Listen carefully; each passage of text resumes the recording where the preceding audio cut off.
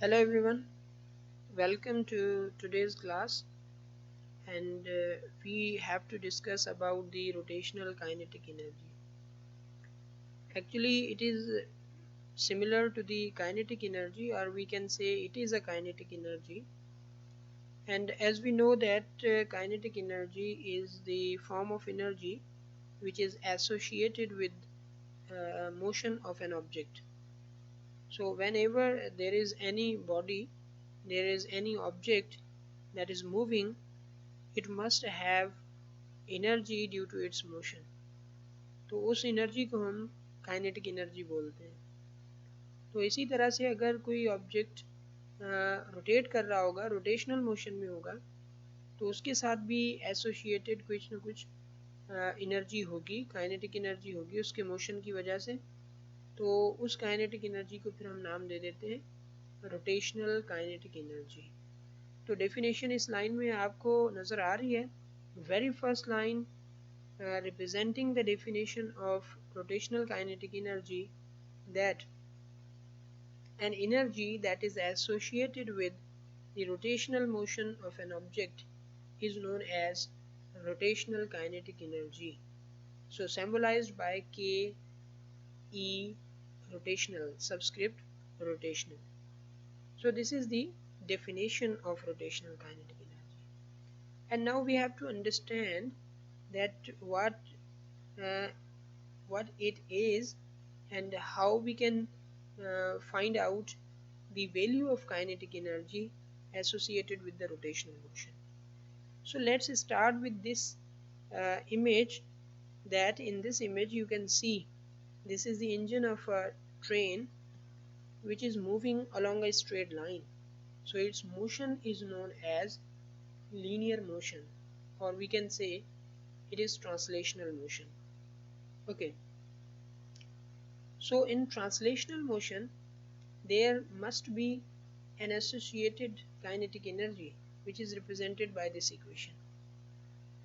इस इक्वेशन से हम उसको फाइंड आउट कर सकते हैं, और ये इक्वेशन हमें काइनेटिक एनर्जी की वैल्यू बता रही होती है, हाफ एम वी स्क्वेयर, कि आप जो भी ऑब्जेक्ट है उसके मास को और जो उसकी स्पीड है उसके स्क्वायर को मल्टीप्लाई करके उसका हाफ करें, वो हमें जो भी वैल्यू मिल रहा होगा that is it's kinetic energy.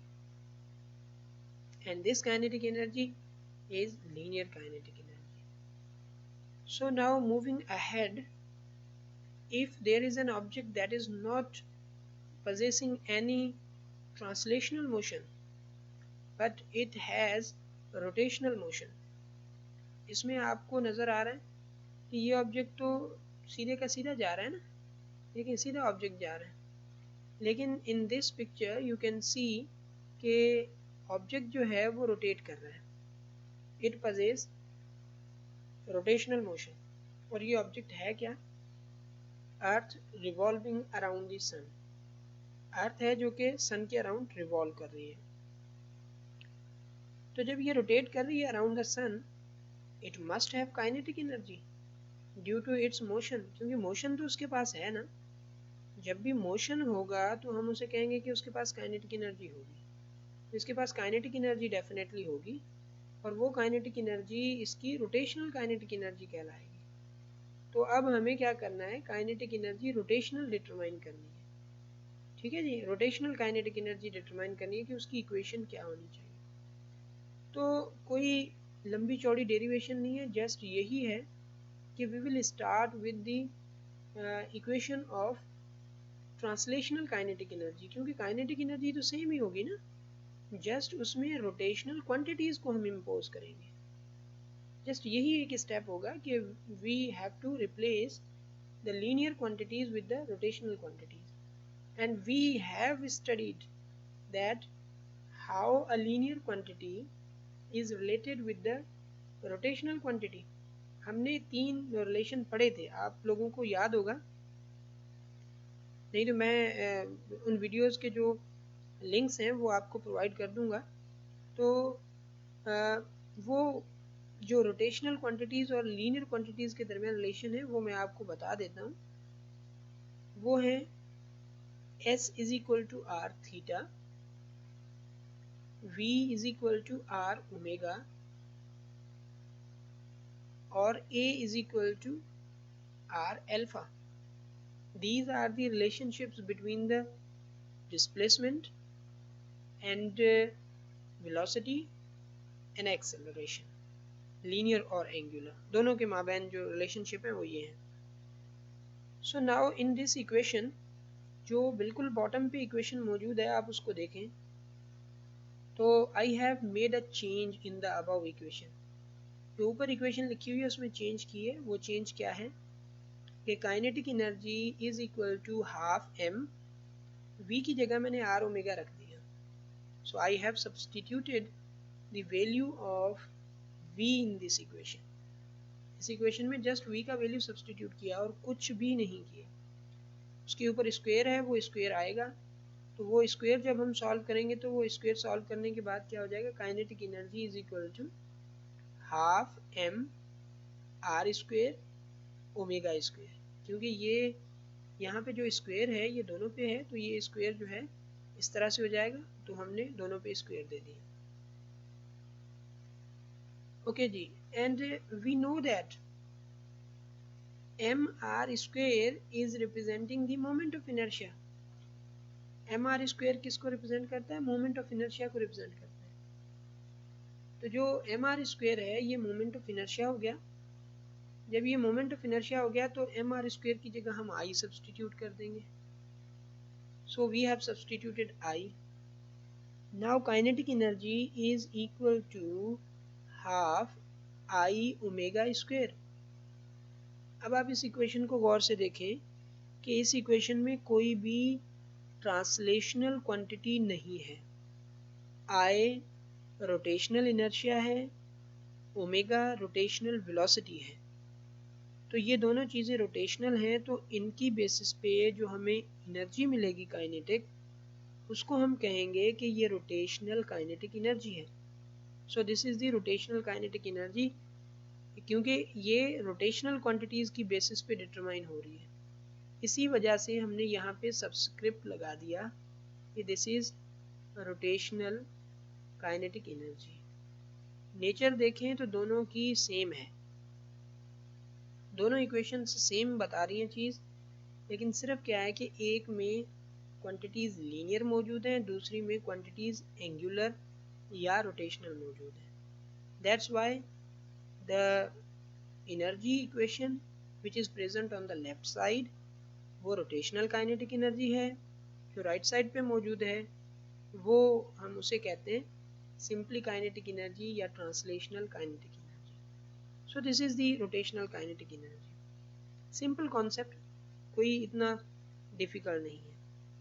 तो अब इसको डिटरमाइन करें कि अगर एक ही ऑब्जेक्ट है और वो डिफरेंट मोड्स में रोटेट कर रहा है, तो उस कंडीशन में उसकी जो काइनेटिक एनर्जी है रोटेशनल वाली वो क्या होगी, वो एनर्जी कितनी होगी, किसके इक्वल होगी. So we are taking an example.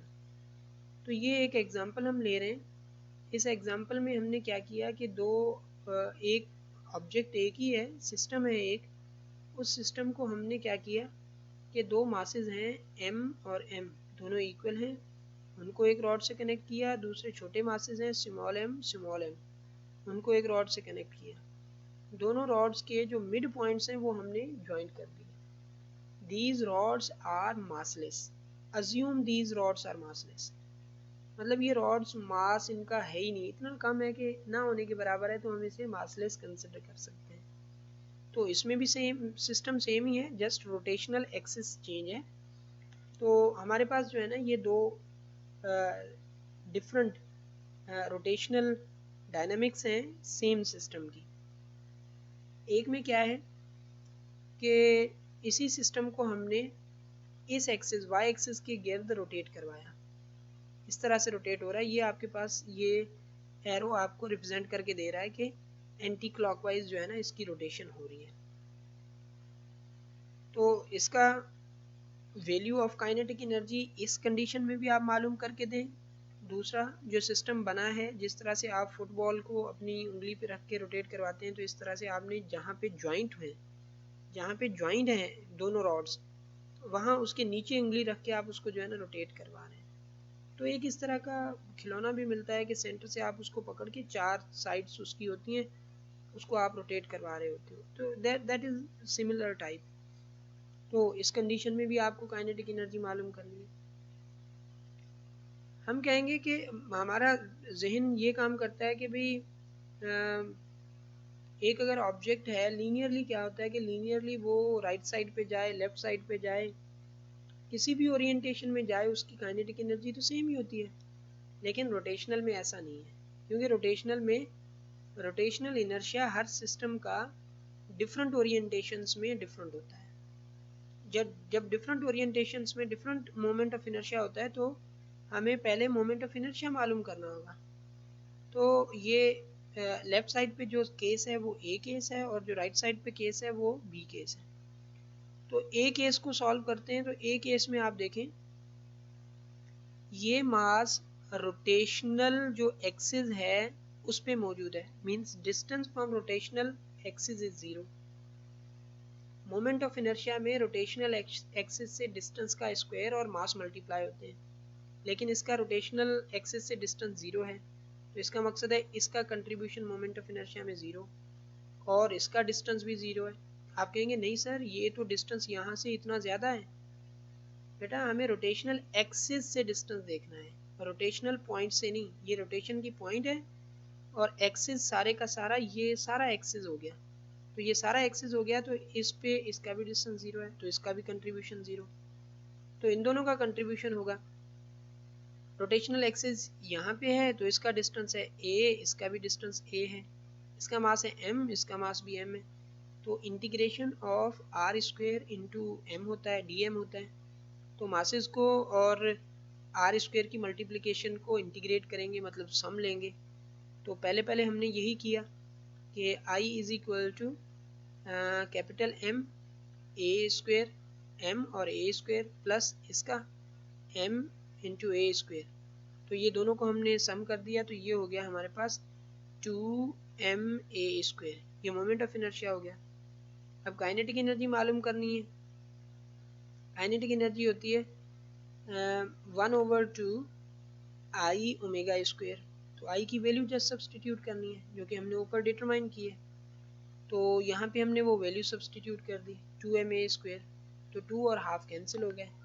बाकी रोटेशनल एनर्जी की, रोटेशनल काइनेटिक एनर्जी की वैल्यू बच गई ma square into omega square. So this is the rotational kinetic energy for this system in the case ए।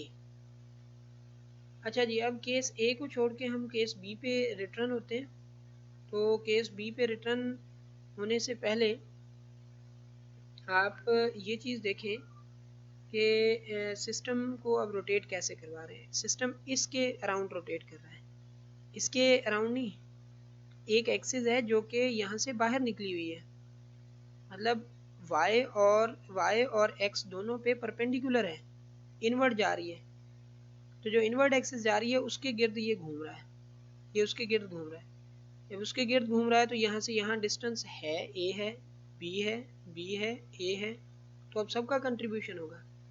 जब सबका contribution होगा तो contribution हमें किस तरह से मालूम करना है कि moment of inertia is equal to एक का ma स्क्वायर प्लस दूसरे का ma स्क्वायर। अब जो छोटे मासेस हैं उनका भी कंट्रीब्यूशन है, पहले नहीं था, तो mb स्क्वायर और उसका भी mb square. So here moment of inertia becomes equal to ma square plus ma square plus mb square plus mb square. तो ये हो जाएगा 2ma square plus 2mb square. तो उसको हम लिख सकते हैं, 2 कॉमन आ गया, ma square plus mb square. This is the moment of inertia. जब मोमेंट ऑफ इनर्शिया ये हो गया तो मोमेंट ऑफ इनर्शिया क्या हो गया, 2ma square plus mb square. ये मोमेंट ऑफ इनर्शिया की वैल्यू हम काइनेटिक एनर्जी की इक्वेशन में सब्सटीट्यूट करेंगे। तो जब हमने काइनेटिक एनर्जी की इक्वेशन में सब्सटीट्यूट की वैल्यू यहाँ पे, I की वैल्यू यहाँ पे सब्सटीट्यूट की, तो what will be the equation? Equation will be this one. आपके पास ये इक्वेशन मिल गई, half 2ma square plus mb square into omega square. तो यहाँ पे 2 और हाफ कैंसिल हो जाएंगे, तो रोटेशनल काइनेटिक एनर्जी क्या होगी? Rotational kinetic energy will be ma² plus mb² into omega square. So this is the kinetic energy. और आप देखेंगे दोनों केसेस में जो काइनेटिक एनर्जी है वो डिफरेंट है. रोटेशनल एक्सिस डिफरेंट है, तो डेफिनेटली हमारे पास जो काइनेटिक एनर्जी की वैल्यू है वो भी चेंज हो रही होगी. So this is all about the rotational kinetic energy. So मेरे ख्याल से आप इस चीज़ को समझ रहे होंगे. अगर आपकी कोई भी कन्फ्यूजन हो इसके बारे में तो आप मुझे ईमेल कर सकते हैं या कमेंट्स में जो है ये चीज़ पूछ सकते हैं, तो मैं उसको या रेस्पॉन्ड करूँगा थ्रू अ वीडियो या जो है मैं कमेंट के थ्रू आपको रिस्पॉन्ड कर दूँगा. So don't forget to like this video. So thank you very much, and next time in next video we will discuss about the rolling motion. और rolling motion क्या होता है कि it is a combination of rotational plus translational. Rotation और translation दोनों को जब add किया जाता है तो हमें जो मोशन मिलता है that is rolling motion. So stay tuned, we will discuss it next time.